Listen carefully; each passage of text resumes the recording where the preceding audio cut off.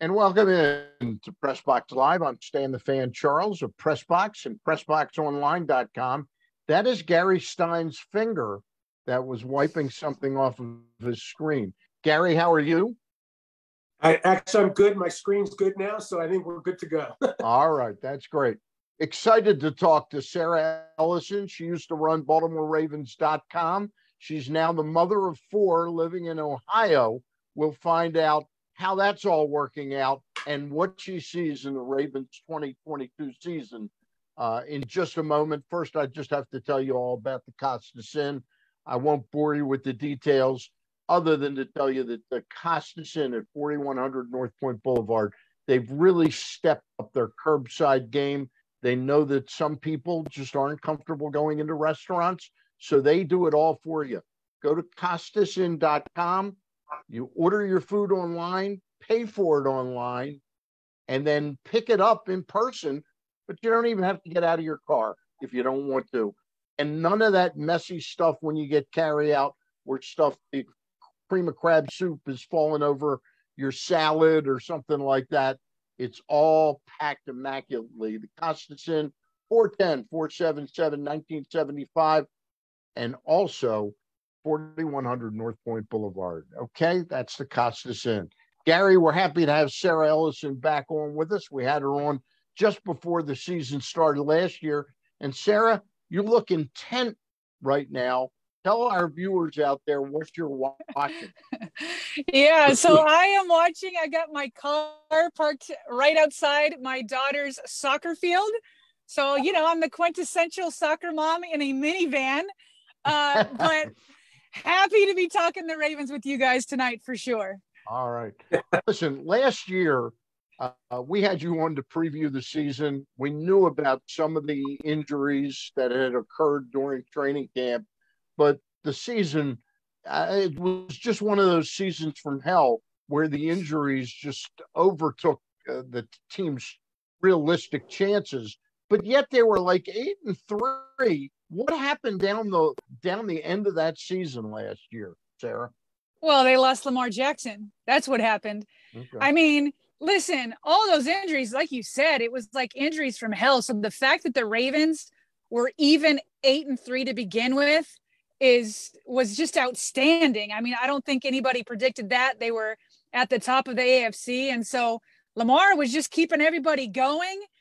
And then with every injury that came, it was like, okay, is this going to be the one that breaks the camel's back? Because you had lost Gus Edwards, you had lost Marcus Peters, and then you go into the season, and then Ronnie Stanley only plays one game, and it just kept going and going and going. And Lamar was able to keep it together. And then once he left, I mean, he's a unanimous MVP. Tyler Huntley, who I believe is, good enough to be competing on several teams for a starting quarterback job. But there are a few people outside of Lamar Jackson that could keep a team going. But you also have to give credit to John Harbaugh, the way he kept his team in it despite all these injuries. Those guys put in effort week in and week out when everything around them looked grim. So, you got to give all those guys credit. I know you're not out at Owings Mills because you live in Ohio, but I know you're as closely tuned as anybody to this. Obviously, after last season, the Ravens really have changed things around a little bit in terms of their preparation for a season. Can you talk a little bit about how you feel about that and where they came up with the idea of not playing the key guys, at all in preseason? Yeah. I mean, honestly, Stan, it's like the decision was made for them, right? I mean, when there's websites out there that track injuries, and they do it based off of not just how many guys miss games, but they also put qualitative values to it. So, losing Lamar Jackson is not the same thing as losing, your number 3 running back, which the Ravens lost in Justice Hill, right? It's not the same thing. So there are websites out there, and based off of the data, the Ravens were not just the most injured last year, they were the most injured ever, So when you talk about the changes, it's hard to know. John Harbaugh's been prior to this, ran a pretty tough training camp. And there's been years where the Ravens finished number 1 health-wise. And so But at that point, when you have that many things wrong, it forces you to kind of look introspectively and say, okay, this can't repeat. So what can we change? So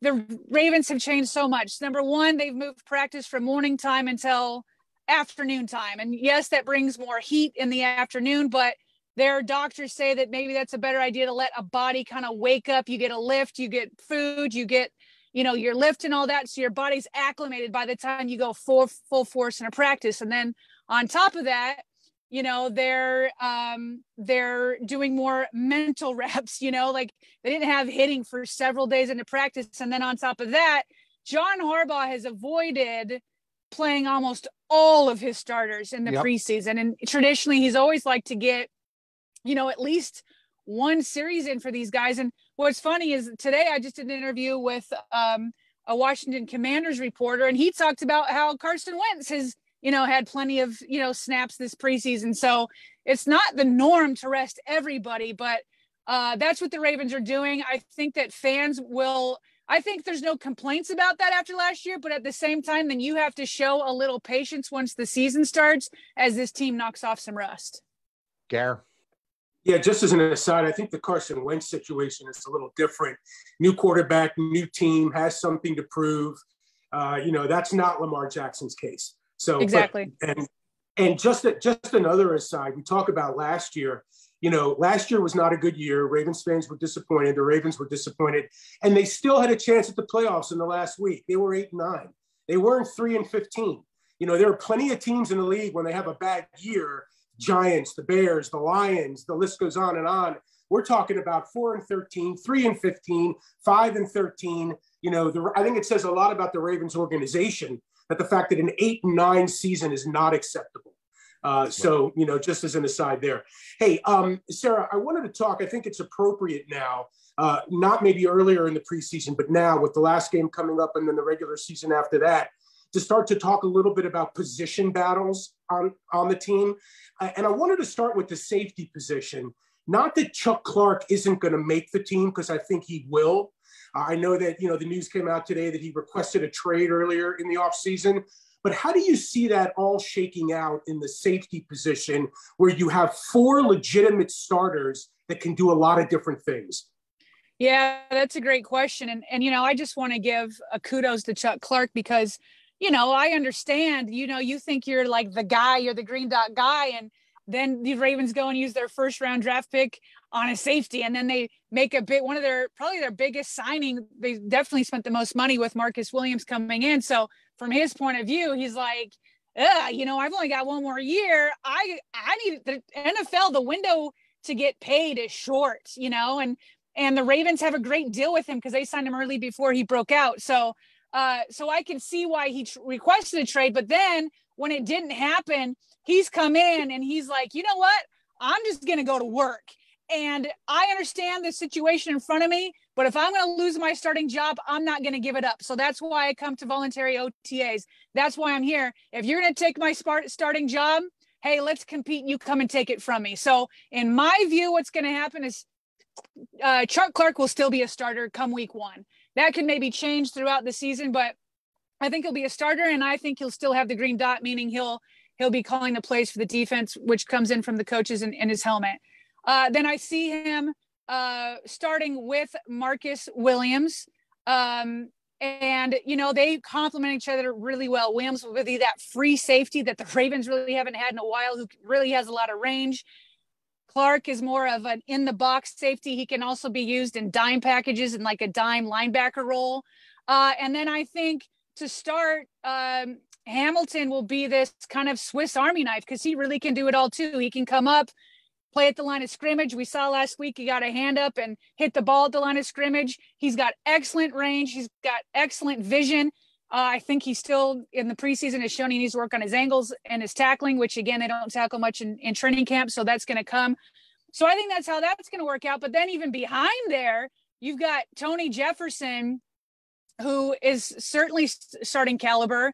Then you've got Geno Stone, who's playing really well. And and he may be taking over that Anthony Levine role on special teams where he just wants to be the lead of theirs. So Is there a world that they could keep all of them? Sure, because the way this defense is going to be built and the way it's mostly going to be run is, I think you'll see a lot of the times where you have these packages where you just take off one of the inside linebackers and play a safety in there. And I think Mike Macdonald can get real creative with it.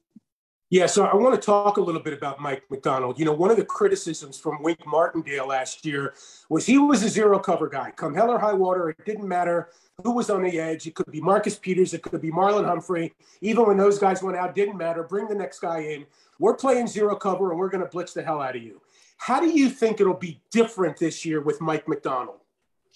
Well, we only have 1 year's worth of tape on Mike Macdonald last year with Michigan, but here's what we do know and what we could probably expect. So Mike Macdonald likes to confuse you more. So what he wants to do is he wants to show blitz, but that doesn't mean he's going to come every time. So once that ball is snapped, safeties or even a corner who may look like he's blitzing or an inside linebacker may ultimately drop back. And so with Wink, it was like he showed blitz and he blitzed, so with Mike, I think it'll be a little bit more judicious. And I think that, and this was rare, there was a point at the end of the season that John Harbaugh, you guys might remember this after a game, let out a little frustration. It was very tiny, but if you watch these pressers frequently enough, you notice it where he was like, listen, if you just blitz every play, then they know it's coming. So it seemed like even he was like a little bit frustrated and wanted more, more judgment in that. Like, when can you do that? So I think that Mike Macdonald will definitely, he's already, the players are saying that he is a really good teacher, helps them understand the defense much more. And then I hope we see these outside linebackers eating more so that the Ravens can get sacks without having to bring the house from the secondary and the inside linebackers.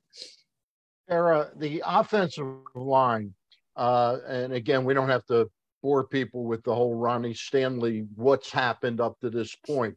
But what do you expect that the Ravens, do you think they understand what they can expect from him this season? I've heard that he's in his ankle, they're pretty confident is going to hold up, but he's not really in great football shape. This was about 2 weeks ago.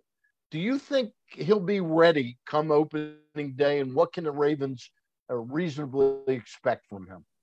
Yeah, well, I'll say this. Week 1 is in question, but I don't think it's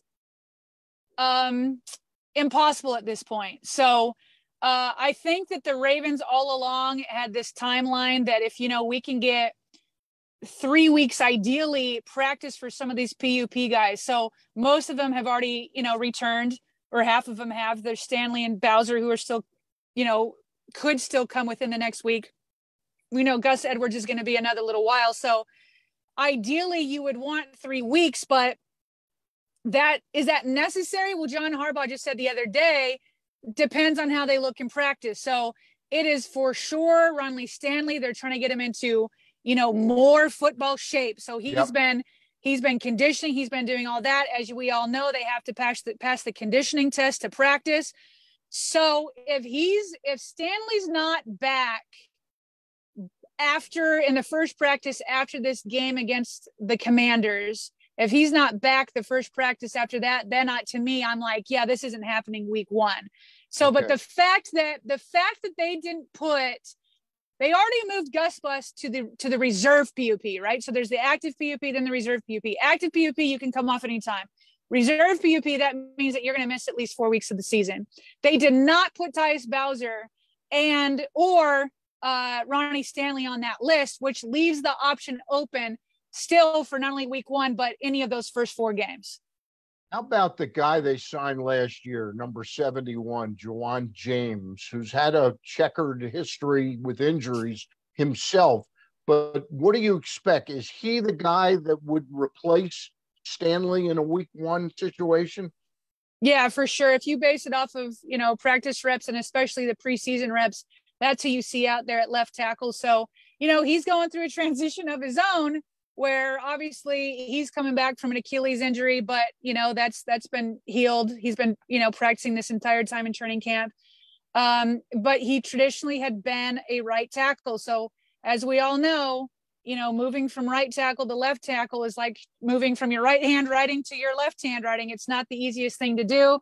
Greg Roman said what he's supposed to say and said that, Juwan James is, doing it. He's doing well. There's still things to polish off. There's been some things in the preseason games that, certainly haven't been perfect. But if it ends up being that he needs to hold down the fort for a couple of weeks, the Ravens will be fine. But any longer than that, we know what Ronnie Stanley means to this team. He's probably the second most important guy behind Lamar Jackson. Gary. Hey, Sarah, a couple questions on the receivers. First of all, an injury question. You talk about Bowser and Stanley perhaps going on active PUP as opposed to reserve PUP, meaning they can be recalled at any time. What about James Prochet? We haven't seen anything of him in the preseason at all. Is he a candidate for something like that as well? Well, it's really tough to know because, as you guys know, the Ravens have moved from their practice from training camp to like almost a regular season mode, which means that reporters only have access for the first 30 minutes. So it's not as easy to tell what's going on out there throughout the whole thing. But I will say, I know Jeff Zrebiec has been out there. He has tweeted that Prochet at least has been out there doing jugs machines. It sounds like it's a hamstring. I saw a fan ask Jeff on Twitter today if it's more serious with Prochet, same sort of question you guys just asked me. And he said no. Somebody asked him, do you think that it might be a tear instead of just a pull? Because there's a big difference within the hamstrings.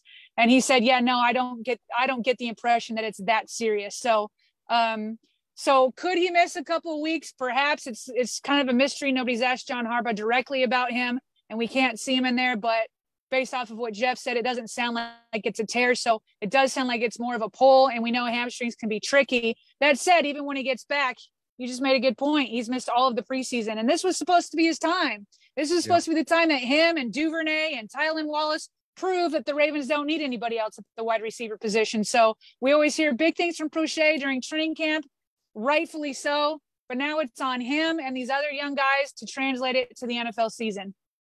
So here's a two-parter for the last receiver question. If they're expecting more out of Duvernay, he was the number one punt returner in the league last year. Does he still return punts if they're expecting more of a load on offense? Number one. Number two, whose job did Demarcus Robinson just take? So with Duvernay, I do think he'll have an increased role. Yes. Having said that, I don't think it is as much as like a traditional offense that really features wide receivers. We know that the Ravens passing game is tight end centric. And then we see obviously this explosion from Isaiah Likely, and we still need to see him do it in the regular season. But this passing game really runs to the tight ends. So even though Duvernay will have an increased role on offense, I just don't know how much that will be. So whether that threatens him returning kicks, I'm not so sure. The second part of your question of whose job did Demarcus Robinson just take, I would guess it's one of those undrafted rookies who were vying for a spot. I know Shamar Bridges was looking like a top candidate. Polk was looking like a top candidate, although he didn't look like it when he did get that touchdown the other night when he was wide open and just took a left-hand turn and fell down. So I would guess that maybe it could be Tylan Wallace's, but I don't know that the Ravens would give up on a 4th-round pick that quickly over one of these undrafted rookies. And you could probably get these undrafted rookies onto the practice squad, and if needed, they could elevate them. There's lots of new, practice squad elevation rules. It's not as liberal as it was during, the height of the COVID pandemic, but it's still much more liberal than it was before. So at any point, if they need receivers, I'm sure they'll have a few on the practice squad. Sarah, this has worked out wonderfully. The sun has cooperated in Ohio. Yeah. It was like blocking half your face before at the very beginning. It's perfect now. Hey, just a little curveball question. How odd was it to watch somebody other than Sam Cook punt for the Baltimore Ravens, and your initial thoughts on Jordan Stout? Well, it's odd because Sam's not out there, but Jordan Stout makes you get over it kind of quickly with the way he's booting that ball. Like, it's just like, this guy has a leg. He has got a leg. And then on top of that leg, what is so wonderful is that they've got Sam Cook now in as a coach. Yep. And so we all know, we've heard for years that Sam Cook and the Ravens special teams have really innovated punts, and the way that he holds it, the way that he kicks it, the way he makes it so that, he can angle it to just hit, right inside of the sideline, or the way he makes it hit. Does he want it when it bounces to go forward or backwards or whatever? I mean, the things that Sam Cook could do with that ball was incredible. So when you combine what Jordan Stout already is naturally gifted with in this huge leg, and then, by the way, if you haven't listened to Jordan, you got to listen to him. He's a charismatic guy. He's easy to fall in love with too. And so he was funny. They were asking him the other day, they're like, hey, Jordan, so what's it like transitioning to the NFL? And he's like, oh, it's pretty much the same, except now I've got really good coaches. And he's like, oh, wait, I had good coaches in college, but, he like caught himself. So I think that it's really nice. He also praised Sam Cook as, like, he called him a genius coach, and loves how the way he approaches him and doesn't try to turn him into Sam per se, although I wouldn't hate that for as good as Sam was, but tries to take what Jordan does and just take it to another level. So yeah, he's making us feel pretty good about Sam Cook's retirement. I've got a quick question about receiving, a receiver's question, and I got to ask you a media question, and I'll turn you back over to Gary. Rashad Bateman this year, no injury right now, knock on wood. Didn't get those, reps with Lamar during the offseason at the voluntary camp. What can we expect between these two guys when they get out there on the field together this year? Well, I think that you can expect a lot more targets going to Rashad for two reasons. Number one, he just is going from his rookie year to his sophomore year where there can be a huge jump. He also was injured last year, so he feels light years ahead right now than where he was last year. And while they didn't have those, OTA practices, Lamar and Rashad did get together on their own in California and in Florida. So they did work on chemistry, and we haven't seen it in the preseason because they haven't played. But from all accounts during training camp, it's there between Rashad and Lamar. And you know what? I mean, this is Rashad's time. This is his time. He is the undisputed wide receiver one. He has all the traits. He is the first guy that I can think of that's been drafted that can be a true X receiver for the Ravens. Get him isolated, I say. Get some bunch, formations on one side and then get him isolated, especially if it's like the Miami Dolphins, coming down with the zero blitz. Rashad Bateman is the key to breaking that. Get him one-on-one. You throw the ball up. Rashad is going to come down with a lot of these balls. I expect a big, big year from him. Tell our viewers out here, Press Box is a little different this way. We like to share information about other media endeavors. What do you got up? I hear you're doing something with Bobby Trossett, and I hear it's called the Ravens Vault. Tell our viewers here on PressBoxOnline.com a little bit about that. Yeah, I appreciate that, Stan.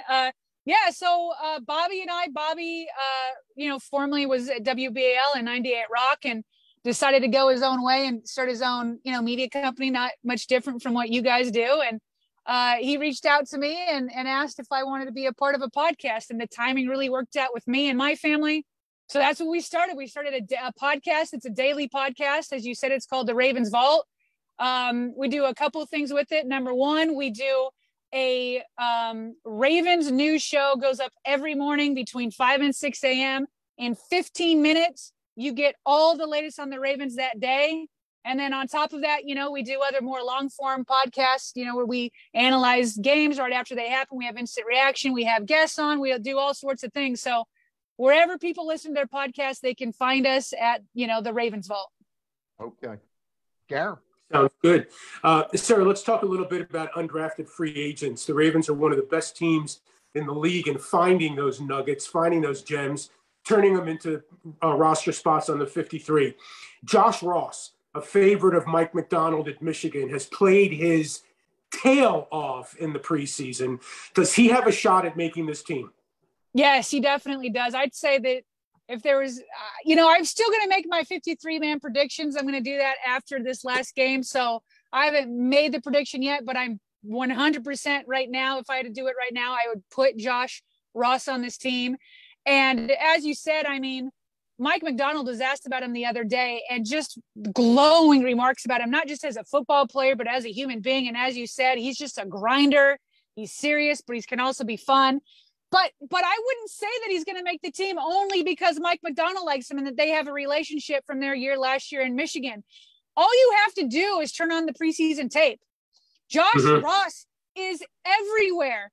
He will come up to the line of scrimmage and he will lay the hammer down. But here's what's also, this is what I like, is he's good in coverage too. And that's really been a weakness of the inside linebackers room for really, it feels like a couple of years. So somebody that can be back there and understand how to read coverages and cover a tight end or a running back that may come out of the backfield to catch a pass, understand what's going on behind him, which oftentimes can get lost on inside linebackers. So, I mean, the Ravens have, I think 17 of the last 18 years, they've kept an undrafted free agent, and more times than not, it's been an inside linebacker. So he definitely fits the mold. Now, I know this guy's a big long shot considering the Ravens just picked up DeMarcus Robinson, but Raleigh Webb, who's a good slot receiver, young kid, undrafted, kind of reminds you, and I'm not putting them in the same class, but kind of reminds you of a Wes Welker, Julian Edelman type of player. Does he have any shot at all? Because I think he can play. I always hate to be the bearer of bad news. I don't see it with him. I don't see it. I mean, I get what you're saying. I get, I love that, shifty, quick wide receiver, but with the way that it's stacking up, I just don't think the Ravens are going to keep more than 5 wide receivers. If they kept 6, then I would say, well, maybe there's a spot for one of these undrafted guys and it could be Webb. But my gut tells me that they're going to keep more tight ends and more running backs / fullbacks because that's the Ravens' bread and butter. So they can definitely get away with having 5, which, leaves guys off. Yeah, well, me being 5'7", I have an affinity for those kind of guys. So yeah, I hear you. You cast a big shadow, though, Gary. You cast a big shadow. Hey, I'm going to ask you about 2 rookies. Both of them have been injured. The tight end, Charlie Kolar. What's the status with him? Is he going to be ready, or is he going to have to go on the PUP list? And the other question is about the guy we presume would be the center, Tyler Linderbaum. What's his health situation right now? Okay, so with Charlie Kolar, he had to have surgery. I believe it was on a sports hernia. That recovery, I believe usually takes 6 to 8 weeks. I should have brushed up on him before I came on, but I believe it's 6 to 8 weeks. So no, there's not a chance for him. He's not going to be ready week 1, but I do think he could be back mid-season. He could be a PUP situation or an IR situation. I think the rules are that you can bring up 8 players back from IR. So he could be either one of those. And then in terms of Tyler Linderbaum, so good news on him. He returned to practice. His first practice was when the Ravens did a practice in Arizona. They went out a little bit early and had a practice out there. Linderbaum returned there, and he responded well enough to where he's just every day been ramping up. So there was video of him today. I think Jamison Hensley tweeted some video of him snapping today, and he just hasn't missed a day since he's returned. So to me, it looks like they're trying to ramp him up to at least get him one preseason game. That will be very, very valuable for him because he's going to be very likely a day 1 starter at the center position, which is the position, as you guys know, calling the plays for the offensive line. That's not an easy job to do, especially as a rookie week 1. And now he's got no preseason experience. So it looks to me that they're trying to get him ready for Saturday if his foot can do it. Gary, you got a couple more for Sarah, and then we'll let her pick up her daughter and get home from soccer. How's your daughter doing, by the way, out there? Well, practice is over, it looks like, but she and her sister went to go play over here at the playground. So it looks like they're still doing good, but it looks like I got about 5 minutes here. Perfect. All right. Perfect. Final 2 names for me. Travis Jones, we all know he got hurt in the game against Arizona, unfortunately, but really does show the makings of an inside pass rusher. Comment on him. And then how much of the field do you think Pepe Williams could see this year for the Ravens? Ooh, I like both of these. So the rookie class is looking real nice, real nice. But you got to keep it all in perspective. Wait till we get to the regular season. So, yeah, Travis Jones, first of all, just ask Trace McSorley if he thinks that he can be, a beast in this league. I mean, he just tormented him. In fact, the entire Ravens defense just tormented McSorley that whole night. Travis Jones is just a disruptor. He's just a disruptor. He can just, you watch him and he just moves these offensive linemen around like they're, it's like a man among boys. And it's just like, these are huge offensive linemen. So he's going to be a big help to just disrupt that pocket. That's what quarterbacks hate the worst, is that pressure coming up the middle when they're trying to like focus on their receivers and don't want to get stepped on or get hit on or get rolled up on. So Travis Jones, I think he's going to be a problem. Harbaugh said that would be a 3 to 5 week thing. So I don't expect him for week 1, but I also don't expect him to be out long. And then Pepe Williams, that guy is already so likable. If you listen to him in interviews, if you hear him talking on the field, he's just such a likable guy. But yeah, I think he can get some playing time. I mean, obviously the top 2 guys are Marlon Humphrey and Marcus Peters. And good news on Marcus Peters. It sounds like he's already graduated from individual work to teamwork. He got an interception already this week, according to Chuck Clark. So that is excellent news. So those are your 2 guys. And so, but you got nickel, you're going to have, more corners on there than just those 2. And so I can see Pepe being ahead of Kyle Fuller, the veteran. Kyle, I think, obviously is ahead clearly when it comes to knowing the game mentally, but I'm not sure his body is doing what his mind wants him to do. Or is, Pepe's young and he can do all that stuff. So I think that Pepe's going to get himself some playing time. And then, we'll see how well he does and see if it increases or decreases. But I think he's going to get a shot here early going. Mm-hmm. Gary, you done? Yeah, I'm good, Stan. You're good. Sarah, you are a wealth of knowledge, and I don't know how. I can only imagine how you do it from being in Ohio. It's like I felt like we talked to somebody for the last 25 minutes at that Ravens camp every single day. It's absolutely remarkable. It really is. I appreciate it, guys. Stan and Gary, it's been so good talking to you guys. I appreciate it. We'll get you back on during the season. And again, where can people find the Ravens Vault with you and Bobby Trossett? So the Ravens Vault is on all basically all the major ones, Apple, Google, Spotify, all of them. And then I'm also on Twitter at SG Ellison. All right. Thank you very much for doing this, Sarah. Thank you. No problem. Talk to you later, guys. All right. Bye-bye. Bye-bye. I've got to tell people about the Costas Inn before we go. But also, Gary, I got a commitment from Mr. Gaffigan over at Towson. We're going to have Coach Rob Ambrose on next Thursday night at 7:00. Sounds good. I just heard this the other day. I don't know if you know it. You remember the quarterback at Maryland, Piggy? Yeah, Tyrell Pigram. He's there. He's there.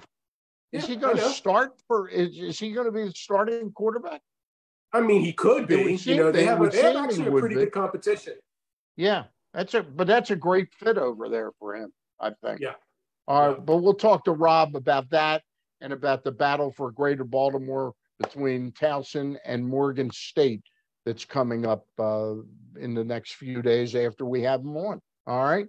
But I got to tell people about the Costas Inn, 4100 North Point Boulevard, phone number 410-477-1975. Again, it's very simple. Their curbside game has been stepped up remarkably.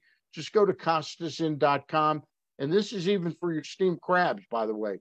You can order them online, pay for them online, pick them up. You don't even have to get out of your car. The Costas Inn, they do it all for you there at the Costas Inn, a really landmark restaurant location in the city of Baltimore.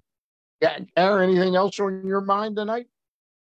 No, I'm excited. Actually, usually the preseason games, they don't mean anything necessarily. But right. I'm really looking forward to this game against Washington because a lot of the things that we talked about with Sarah, there are still jobs up for grabs, and they may be the back end of the roster, but there's so much talent on this team, Stan, that these jobs are important. And these are how championship teams get built, is from the back to the front. And so there are, I think, 5 or 6 key jobs that are still up for grabs at the end of the roster that are going to be important. It's very interesting to hear, Sarah, my question about Rashad Bateman, about whether, where the chemistry was going to come from. I did not know that Lamar and him got together during the offseason. I think they're going to come out and shock the world at the beginning of this season.